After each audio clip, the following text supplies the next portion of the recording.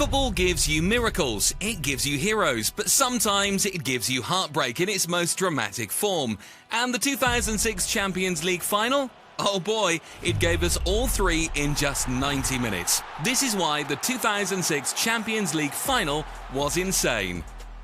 Arsenal's 2005-06 season was one of transition. The team was not the same side that had gone unbeaten 2 years earlier.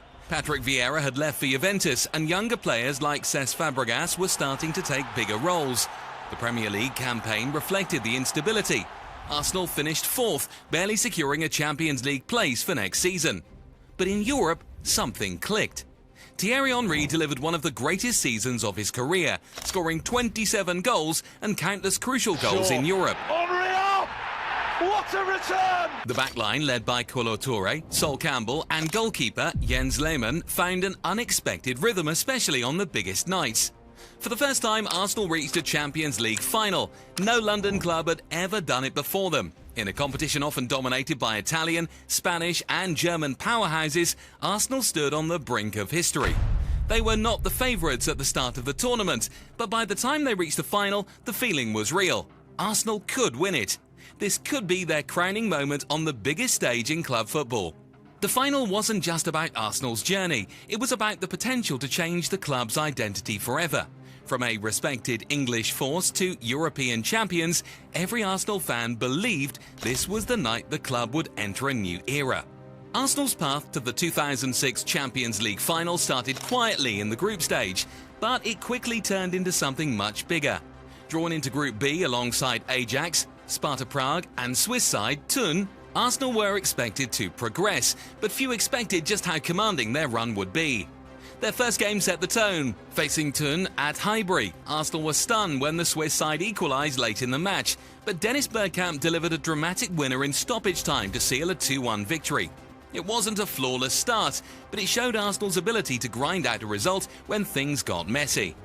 Next, they travelled to Prague to face Sparta. It was in this match that Thierry Henry made his return from injury, and he made an immediate impact.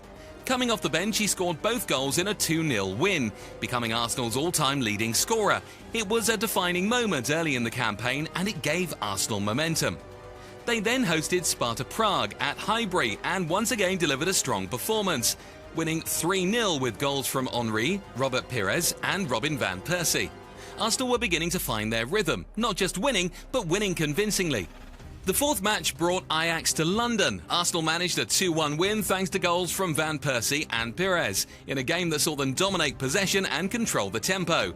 It was another sign that they could handle European heavyweights with calm authority. Their fifth match took them to Switzerland to face Thun again. This time the task was handled professionally. Arsenal secured a 1-0 win with a late goal from Quincy Owusu-Abayi, ensuring that they topped the group before even kicking a ball in the final group match.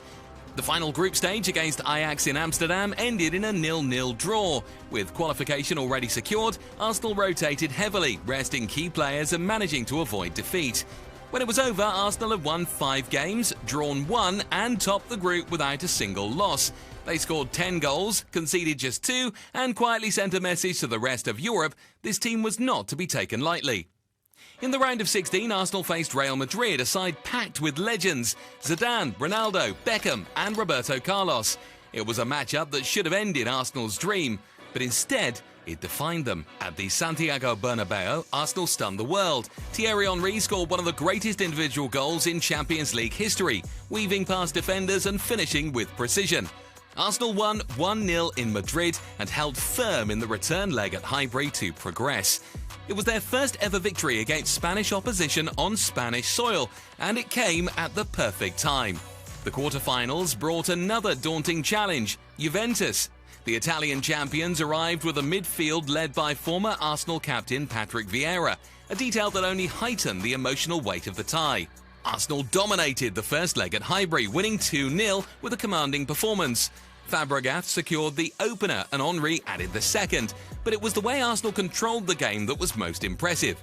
In Turin, they showed another side of themselves: resilience. A goalless draw was enough to send them to the semi-finals, but the clean sheet spoke louder than any number on the scoreboard. By the semi-finals, Arsenal's run was no longer a surprise, it was a statement.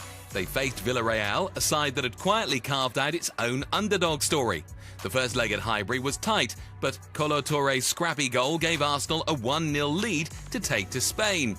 The second goal in Villarreal was a night of pure tension. Arsenal barely held on as Villarreal pressed relentlessly. In the dying minutes, Jens Lehmann made one of the most important saves in Arsenal's history, stopping a Juan Roman Riquelme penalty that could have forced extra time. Arsenal survived, reaching their first ever Champions League final without conceding a single goal in the knockout stages. It was a defensive record that stunned Europe. 10 consecutive clean sheets, an achievement that still stands. Arsenal's journey wasn't built on pure domination. It was built on resilience, tactical discipline and moments of brilliance from their star players. Every round was a different kind of battle, and every battle was won not with overwhelming force, but with precise execution and unwavering belief. By the time they booked their place in Paris, Arsenal had earned the right to dream. They had faced some of the biggest names in Europe and had outlasted them all. But standing between them and immortality was one final test. A team that had already conquered Spain and now had their eyes on conquering Europe. Standing between Arsenal and immortality was a team that knew exactly what it meant to fight for Europe's biggest prize. Barcelona was not just another strong opponent. They were a club with history, a club that had been to the final 5 times before. They had tasted defeat more often than they would have liked, but in 2006 they arrived in Paris with something different, a sense of inevitability. Before the Champions League final, Barcelona had already secured the La Liga title. Frank Rijkaard's team had dominated Spanish football with a style that blended individual brilliance and collective control. Ronaldinho, the reigning FIFA World Player of the Year, was at the peak of his powers. Alongside him, a young Lionel Messi was emerging, while Deco, Samuel Eto'o and Ludovic Giuli provided quality and experience across the pitch. Every area of the team was built to win, and with the domestic title secured weeks earlier, Barcelona could focus entirely on the Champions League. Their European campaign reflected their dominance. In the group stages, they were drawn with Udinese, Werder Bremen and Panathinaikos. Barcelona topped the group comfortably, winning 4 matches, drawing 1 and losing none. Ronaldinho and Eto'o led the scoring, and the team's performances made it clear they were not just winning, they were controlling games from start to finish. In the round of 16, they faced Chelsea, the same Chelsea that had eliminated them the previous year. This time, Barcelona was ruthless. In the first leg at Stamford Bridge, they came from behind to win 2-1, showing resilience and class. The return leg at the Camp Nou ended in a 1-1 draw, sending Barcelona through and banishing the ghosts of past defeats. In the quarterfinals, they met Benfica. It was a tense affair at first. A goalless draw in Lisbon left everything open for the second leg. But back at the Camp Nou, Barcelona asserted their authority. Goals from Ronaldinho and Eto'o secured a 2-0 win and a spot in the semi-finals. The semi-finals brought a meeting with AC Milan, one of the most experienced and dangerous sides left in the competition. At the San Siro, Barcelona showed maturity, grinding out a 1-0 win thanks to a goal from Ludovic Giuli after a brilliant assist by Ronaldinho. In the second leg, they held Milan to a 0-0 draw, surviving the pressing and booking their place in the final. By the time they had reached Paris, Barcelona were not just confident, they were complete. They had beaten the English champions, outclassed one of Italy's finest, and displayed the kind of mental toughness that champions are built on. For many, this final was Barcelona's to lose. They had the experience, the momentum, and the firepower. Arsenal had the dream. Barcelona had the history, the expectation, and the pressure that comes with being the favourites. The stage was set for one of the most dramatic finals the Champions League had ever seen. But before we talk about the final, please hit subscribe if you are enjoying the video. Thank you. The Stade de France was ready. 2 clubs, one chasing history, the other chasing redemption. Arsenal, wearing their yellow away kit, and Barcelona in their famous blue and maroon, faced off in what would become one of the most unforgettable finals in Champions League history. Right from the kickoff, Arsenal came out with urgency. Thierry Henry had 2 clear chances in the opening minutes. His first shot was saved by Victor Valdez, and from the resulting corner, Henry again forced Valdez into action. Barcelona responded quickly. Ludovic Giuli tested Jens Lehmann with a shot from a tight angle, and soon after, Ronaldinho missed the target with a free kick from distance. Then came the moment that changed everything. In the 18th minute, Samuel Eto'o broke through Arsenal's defence as he surged towards goal. Jens Lehmann came out to meet him. Lehmann brought Etched down just outside the penalty area, and the referee showed the Arsenal goalkeeper a straight red card, making him the first player to be sent off at a European Cup final. Ludovic Schuli slotted the loose ball into the net, but the goal was disallowed due to the foul. Arsenal sacrificed Robert Perez to bring on substitute goalkeeper Manuel Almunia, but the balance of the game had already shifted. Down to 10 men, Arsenal were forced to defend deeper. Barcelona pushed forward relentlessly, and Emmanuel Abui was booked for a reckless challenge. Yet against the run of play, Arsenal stunned Barcelona. In the 37th minute, a free kick won by Abui was swung into the box by Henry. Sol Campbell rose above the Barcelona defence and powered a header into the net. Arsenal, reduced to 10 men, were leading the Champions League final. Barcelona pushed for an equaliser before the break.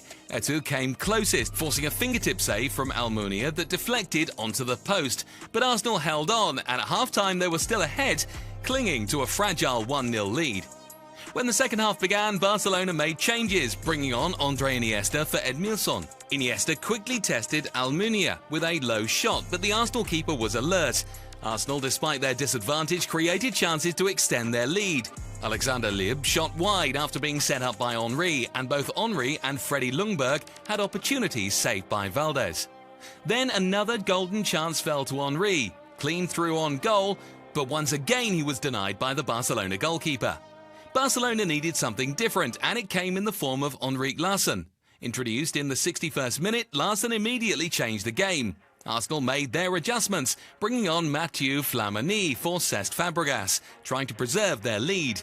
The equaliser came soon after. Iniesta found Larsson with a precise pass inside the left channel. With his first touch, Larsson delicately played a short pass into the path of Etched, who stayed composed and squeezed the ball past Almunia at the near post. It was 1-1 and Barcelona were back in control.